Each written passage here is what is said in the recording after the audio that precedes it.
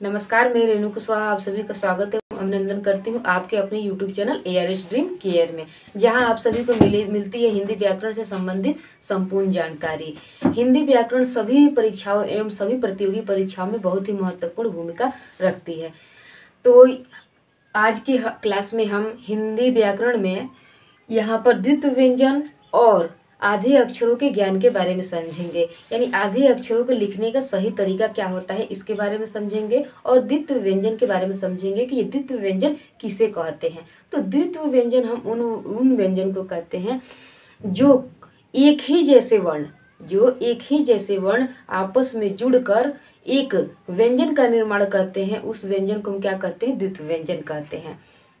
और आधे अक्षर किसे कहते हैं? आधे अक्षर जो होता है, जो बिना स्वर के जो वर्ण होते हैं, बिना स्वर के जो अक्षर होते हैं, उसे हम आधे अक्षर कहते हैं।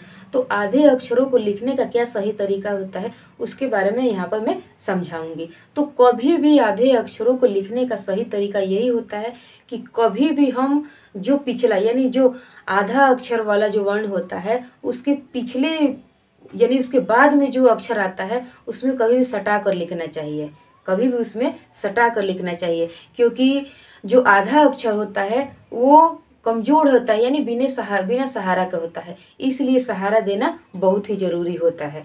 तो इसलिए उसमें सपोर्ट दिया जाता है, यानी उसे सटा कर ही लिखा जाता है। तो ये तो हुआ डिफिनेशन। अब चलिए इस डिफिनेशन के साथ में यहाँ पर एग्जाम्पल भी लिखकर, एग्जाम्पल के तौर पे मैं यहाँ पर शब्दों को लिखूंगी और लिखकर उसके बाद से समझाना शुरू करूंगी। तो सबसे पहले है द्वित्व व्यंजन। तो दो एक जैसे व्यंजन, अभी बताई थी कि दो एक जैसे व्यंजनों को जोड़कर द्वित्व व्यंजन का निर्माण किया जाता है। तो जैसे मैं यहाँ पर लिखी हूँ क हमारा क्या है? व्यंजन है। क हमारा व्यंजन है। और यहाँ पर क लिखी हूँ, यानी ये है आधा क और ये है पूरा क, ये है आधा क और ये है पूरा क। तो ये क, आधा क और क, दोनों क को अगर जोड़ा जा रहा है तो क्या एक व्यंजन बन रहा है? तो यहाँ पर एक द्वित्व व्यंजन का निर्माण हो रहा है, यानी कक। कक कौन सा व्यंजन हो रहा है? यहाँ पर कक। यहाँ पर म, आधा म प्लस पूरा म, आधा म प्लस पूरा म। तो यहाँ पर जो म आया है यानी एक ही जैसे व्यंजन, दो एक जैसे व्यंजनों को मिलाकर यहाँ पर द्वित्व व्यंजन का निर्माण किया जाता है। तो यहाँ पर कभी भी द्वित्व व्यंजन में एक जो व्यंजन होगा एक ही जैसा होगा तो एक आधा होगा। सबसे पहले जो व्यंजन आता है वो आधा होता है और उसके बाद जो व्यंजन आता है वो पूरा होता है। तो आधे और पूरे व्यंजन तो रहेंगे किंतु एक ही रहेंगे, यानी यहाँ पर अगर म व्यंजन आया है तो पूरा जो व्यंजन होगा वो म ही होगा। अगर यहाँ पर अगर हम क व्यंजन को प्रयोग करते हैं, क अगर हमारा आधा व्यंजन होता है तो क हमारा पूरा व्यंजन होगा। यहाँ पर न आधा है तो यहाँ पर न पूरा है। तो इस आधे क को और आधे और पूरे क को मिलाकर कक यानी द्वित्व व्यंजन क्या हुआ? कक हुआ। यहाँ पर आधा म और पूरा म को मिलाकर यहाँ पर मम, यहाँ पर क्या हुआ है? मम, यानी द्वित्व व्यंजन जो हमारा बन रहा है वो क्या बन रहा है? मम। यहाँ पर आधा न और यहाँ पर पूरा न, तो दोनों को मिलाकर कौन सा व्यंजन बन रहा है? तो द्वित्व व्यंजन। यानी यहाँ पर द्वित्व व्यंजन यानी दो जो व्यंजन होंगे वो समान होंगे, यानी एक ही जैसे होंगे। तो यहाँ पर आधा भी न है, यहाँ पर पूरा न है, दोनों एक ही व्यंजन है, यानी दोनों न ही है। तो यहाँ पर न का आधा स्वरूप है और यहाँ पर न का पूरा स्वरूप है। तो इन्हीं व्यंजनों को हम क्या कहते हैं? द्वित्व व्यंजन। तो आप सभी को ये समझ में आ गया कि द्वित्व व्यंजन किसे कहते हैं।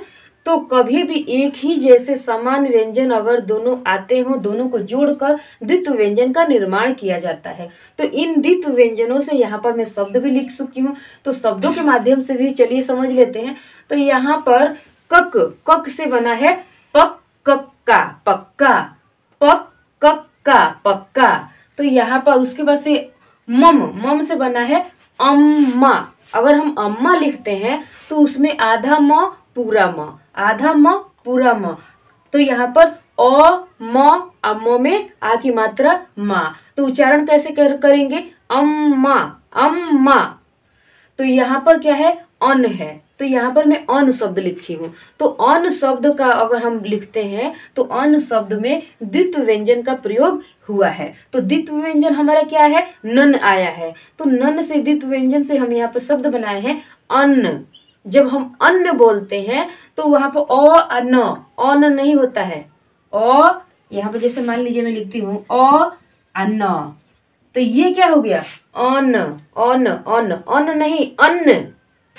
क्या होगा, सही शब्द जो होता है अन्न होता है। तो यहाँ पर जब अगर हम लिखेंगे आधा न पूरा न, तब जाकर हमारा सही शब्द होगा अन्न।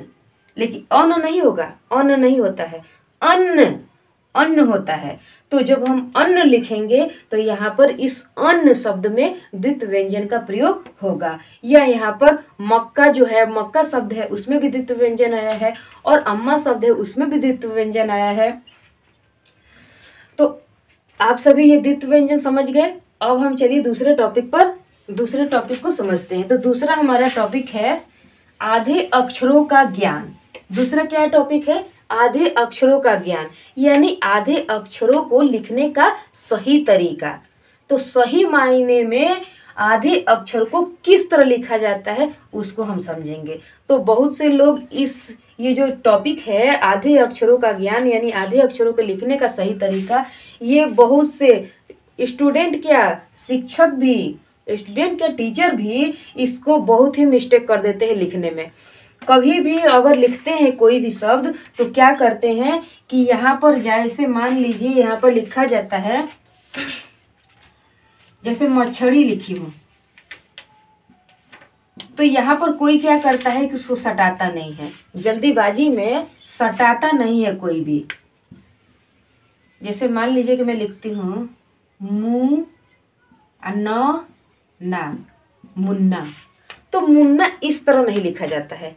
कभी भी जो आधा होता है तो उस आधे वर्ण को सहारे की जरूरत होती है। कभी भी आधे वर्ण को सहारे की जरूरत होती है, तो वो उसे सहारे की जरूरत होती है। तो सहारा हम किस प्रकार देंगे, तो जब इसमें हम अटैच करेंगे यानी इसको सटाएंगे तब जाकर इसको सहारा मिलेगा।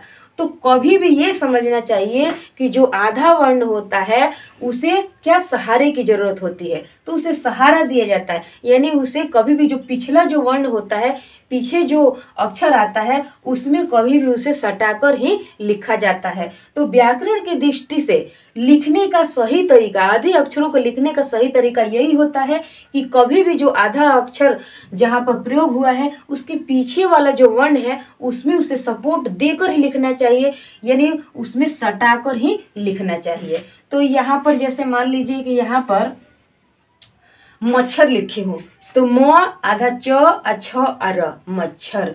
तो यहाँ पर जो च है, जो आधा व्यंजन आया है च, तो इसको यहाँ पर सटाया गया है। अगर हम सटा कर नहीं लिखते हैं तो ये हमारा गलत होगा। यहाँ पर मैं मक्खनी शब्द लिखी हूँ, तो मक्खन में ये जो क है ये हमें दिख रहा है कि आधा है, यानी आधा है यानी बिना स्वर के है। तो इसमें जो ख जो है इसमें क्या है, ये ख पूरा है यानी इसमें स्वर है।